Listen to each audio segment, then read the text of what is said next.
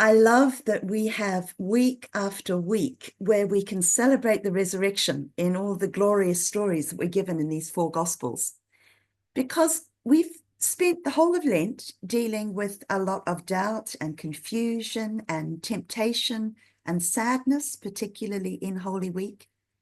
So it's so important on the part of the church that we then have equally long to celebrate the good news of the story, this long Easter season. But when I get given a gospel reading as amazing as that one we've just heard, I would really love to know what any of you or all of you would choose to preach on from this reading if you were going to suddenly find yourself standing up the front preaching, because there are so many different things that we could just focus in on and expand a little.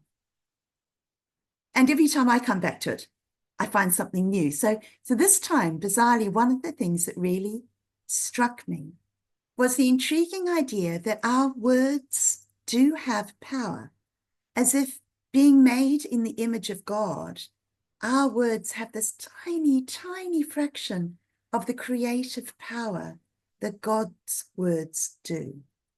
Because apparently, if we say that someone is forgiven, they are. Now, that's a weighty responsibility. So no wonder James in his letter tells us how dangerous and powerful the tongue is. Imagine if the words that we said actually did do things, did influence their happening. And I think that's worth thinking about, because it's worth perhaps building a whole lot more blessing of people and places into our days. Recently, it was suggested to me by a wonderful, wise woman that whenever I think of someone who I'm finding difficult, I should say, I bless you with the love of God. And every time that name comes up, say, I bless you with the love of God. And the bizarre thing is, I found very quickly that I was meaning it. And I would also say that the relationships with the people I've done that with have changed. So, it's not a magic incantation. It's taking prayer and using it to bless the people who, for lack of a better word, might be our enemies. It's a form of love. Or there's the equally intriguing point I found as I was reading it through, that the first thing Jesus says to his disciples is, peace be with you. And he says it repeatedly. You're going to probably hear a fair bit from me over the next few years about peace and reconciliation. And in fact, there's a specific thing I want to mention at the end of the service, so don't let me forget. Peace as in the state where all our relationships with God and each other and creation are put right, which in many ways is the goal of all that Jesus came to do and bring, this covenant of peace. And the thing is that this is something our world is hungering for so deeply, and we have the way to it.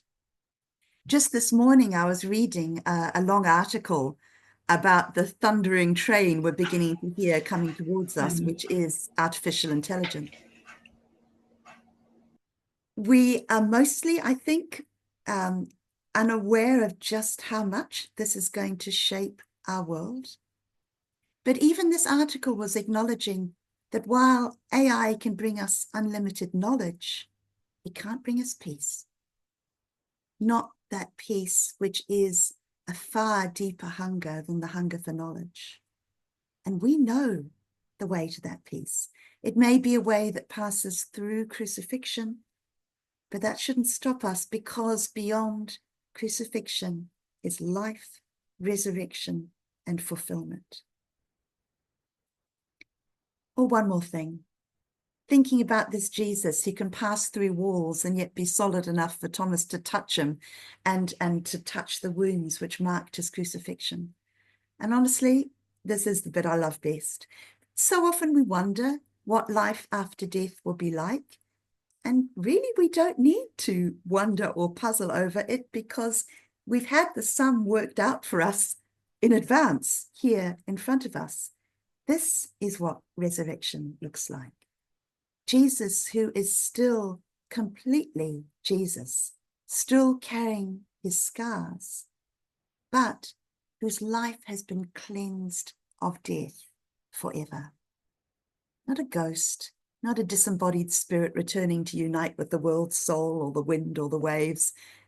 A solid, real person, able to cook a meal with them on the beach or pinch a bit of the food they've already cooked. Able to reach out with loving understanding to each one of his friends individually in exactly the way they need him to. So for Thomas, offering the physical reality of his scars. For Mary, calling her by name. For Peter, giving him the chance to set his most recent blunder right. This is the Jesus we've met all through the Gospels, but even more so. And this is the life promised to us. Life in which, yes, our scars will still mark out the unique paths that our lives have taken. But there will be scars, not wounds, part of the unique being each of us has become. Life which is surrounded and embedded in the love of God, and life which will be cleansed of death forever. So you can see why I love these stories, but I wonder what you love most about them. Do you like that idea of the power of words, or the goal of peace, or the promise of resurrection, or something else completely different? So I'd encourage you now to take a few minutes to talk with the person next to you, or if you're by yourself, maybe jot some things down. What is it in these stories that you would preach about if you were asked to?